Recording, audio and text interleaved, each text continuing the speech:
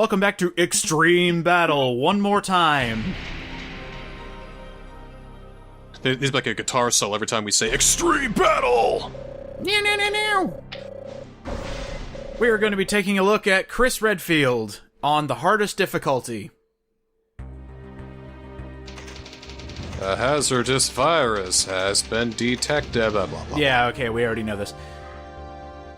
Chris has the best loadout out of any of the characters. He starts with a friggin' rocket launcher and the best shotgun. Infinite? Oh yeah, we're playing on Infinite mode. You remember that code I told you about to turn it into baby mode? Yeah? We're gonna do that the entire playthrough, and in fact, we're gonna see the entire playthrough at hyperspeed! Hyperspeed Infinite mode! Rah! Chris Redfield knows no limits! Rah! I was so fed up. Let me give you a story. I tried to record Claire's level 3, and I was like, you know what? It's been an hour, and I haven't been able to beat it. So how about this? I'll show off Chris, and have Show off this lovely pause menu. Yeah, okay, I forgot to edit that out. Sue me. I will. You'll be hearing from my lawyer. Okay. Well, I hope your lawyer has time to spare. But, I thought we would show, like, 2 bombs Claire gets, 2 bombs Chris gets, and there we go. We'll knock out that bonus and show everything. Nah. This is how I've been doing all of the other bonuses, where the parts that are being shown per character, I would show those parts for the character without the infinite ammo cheat on. All the other parts were infinite ammo, collecting as much ammo as I could for those respective parts. When I started playing as Chris, I realized I was having a lot of fun just like shooting infinite rockets and killing everything with a superpowered shotgun. I thought, you know what? Fuck it. Let's do his own route and just infinite ammo this bitch the entire time. Yeah, this is the real extreme mode. This also gives me a chance to show off how bullshit level 1 and 2 are on 3rd difficulty. There's Birkin again, just being a dog.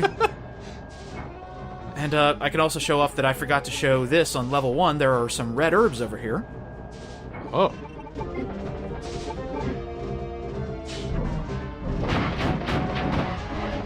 Imagine if the game actually ran this fast.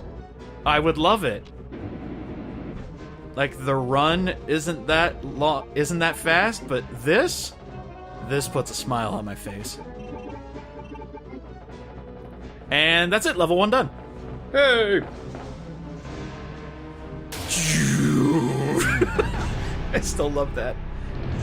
So I guess Chris pushes the train himself. He probably punches it first. You know, like a little primer. Just leans up the back and just kicks off with his feet and just rides it like a skateboard. I can see him doing that, totally see him doing that. Now, another thing I wanted to show with this playthrough is how quickly you can actually beat these stages. Because almost every room is optional. I mean, you could probably still go into a couple rooms and get healing items or ammo or whatnot. But when you have infinite ammo, who the fuck cares? Just go in, guns blazing, just blaze through every single part and get to the endpoint. Now, this is kind of BS. Mr. X is in here. And now he's not. An X, Mr. X. And now he's gone. I never realized how much of a hazard crows were until I had a botched run with Ada and level 3, and she died to fucking crows. So, color me surprised. Yeah, out of all the ways Ada Wong could have died, crows. They weren't even infected, they were just angry. I was in their turf, and I got in their way. Okay, this is always the hard part, because there's 2 lickers over here. You basically have to wait for them to move. One thing I actually do want to mention about Chris that's kind of funny. They recycle his voice clips from the original Resident Evil. Oh no. Which means they sound horrible by comparison. Like, man, I can hear the film grain coming off of these sound clips. So Chris, have you had any luck finding the virus bombs? Yes, I've found many of them. Okay, how many do you have? I have 3 right now, but I might find more. Thank God they don't actually reuse any of his voiced lines, so it's just the, like, screams of pain, or, like, other grunts. But they still sound terrible.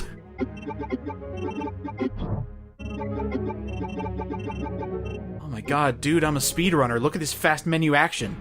I'm thinking that this is canon, and Chris was in Raccoon City all along. Yeah, that letter to his sister saying, by the way, I'm out of town picking up chicks in La Vida Loca. No, he was just down in the sewers trying to find antivirus bombs.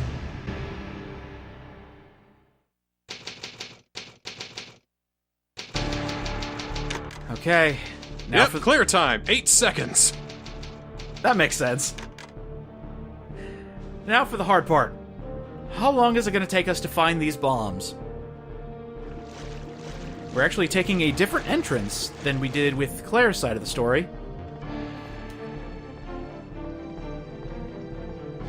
Chris belongs in the sewer. And this exact moment is where I decided, fuck it, infinite ammo run. Let's do it.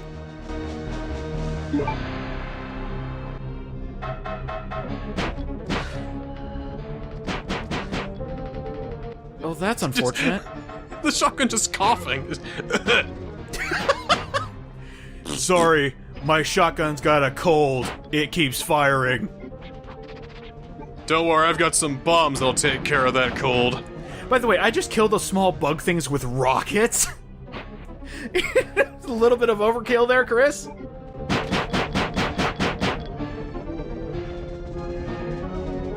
This reminds me so much of our Shadow the Hedgehog Let's Play. What, the speeding up or the just overkill? The speeding up, the overkill, the infinite ammo. It feels great. Like, who needs action replay? There's no difference. Yeah. Hey, a bomb was actually in here. Great. There's one. Also, this playthrough actually cemented how I was able to do Claire's run, because all of a sudden I knew what was coming up. So, that originally had Ivies, this time it has zombies. There will almost always be 3 green herbs in here. This is also when I found out that Mr. X is right outside the door. Also, there's the save. Hello? Can I come in? I just want to, yeah. Yeah, I'm actually really glad they decided to keep Mr. X out of save rooms in the remake. And then, of course, they were like, oh yeah, Nemesis can break in. I'm sorry, what? Why? So can I still save Scum? Can I, if he's breaking into the save room, can I save real quick and then turn off the system, turn it back on, and then he's not there anymore? Maybe. I'll have to try that. Maybe eventually when I get to Resident Evil 3 Remake, I'll give that a try. Because when I do those series, I kind of want them to be like the fun runs. Oh, hey, I'm having fun. Maybe add some mods in there because people are more creative than I.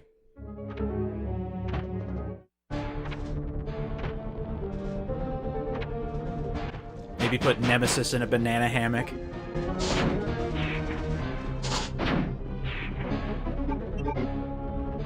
Thinking, who could we mod Mr. X and Nemesis as?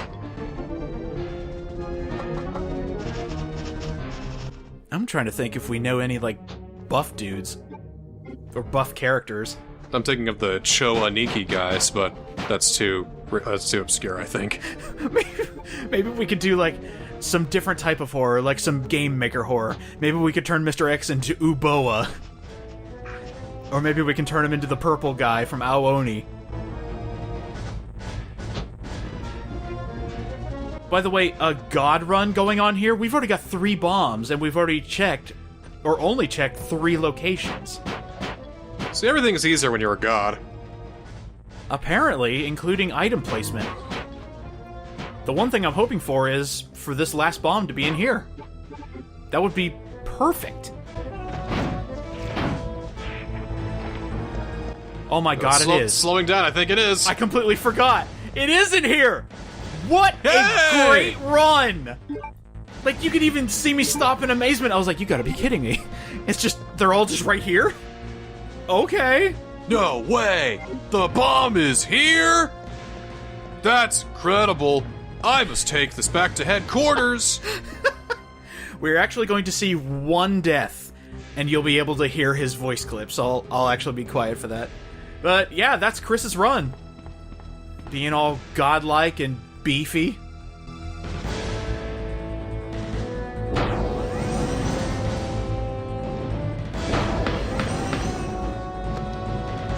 So we don't really see Chris again until Resi 5, do we?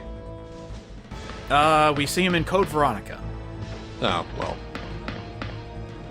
It's kind of hilarious because the events of Code Veronica lead to him being jacked in 5.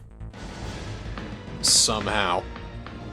You know when Trunks gets, like, overly beefy to fight Cell and he realizes that muscle mass isn't helping him? Yeah. I think the same thing happens in 5.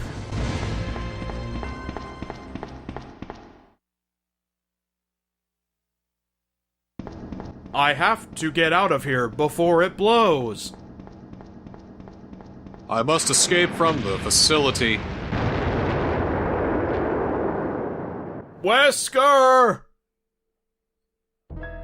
You know, talking about bad voice acting in Resident Evil, I think one day we need to do Resident Evil Survivor. That's all you. Oh, hell no, I'm bringing you along in that ride. Yeah, you're the one playing it, though. Oh, that's fine. I'll play a rail shooter for an hour.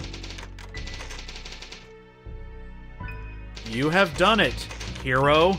And here's your reward. You think it says that you have successfully defeated the Resident Evil in the Japanese version?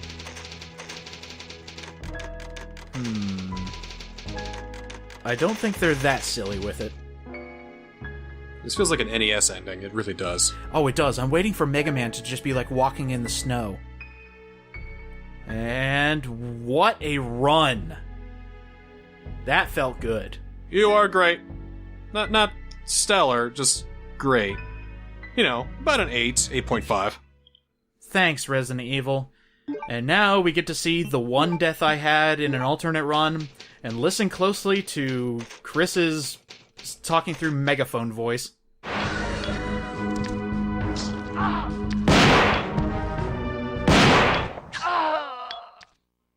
Thrilling. Sir, we don't have time to call back the actor to get some voice clips. What do we do? No way we're calling that guy back. No way. Just use his voice clip from the old game. It's fine. It's alright. Okay. Now the timeline is Leon, Ada, Claire, and Chris have all survived the infection and have destroyed the T-virus. Whoop-de-doo. So who's left? I don't know. Is EX Battle done? EX Battle is now officially done. Now that we're done with EX Battle proper, and I've been talking about difficulty a lot, there's actually something I want to mention right here, right now, and if this seems out of the blue, that's because it is. This is actually happening after UDJ and I have finished EX Battle. Resident Evil 2 actually has 2 other difficulty settings. So if you wanted something worse than EX Battle Level 3, it all depends on what port of Resident Evil 2 you're playing. If you're playing the Windows ports or the Dreamcast version, you get the options of Nightmare Mode and Expert Mode. As you probably expected, this means enemies deal more damage, less ammo, less health, and if you're fighting a mid-range enemy like a Licker, it can take you from fine to danger. So if you want that extra difficulty spike in your Resident Evil 2, find a Dreamcast copy. Anyway, back to my final words. So, next time on Resident Evil 2, we're taking a look at one of the harder minigames to unlock, the 4th Survivor. Ah. So, basically, if Chris never showed up, we would have a 4th Survivor. Maybe it is Chris. Secretly Chris underneath the mask. We'll never know. And then the canon's ruined forever.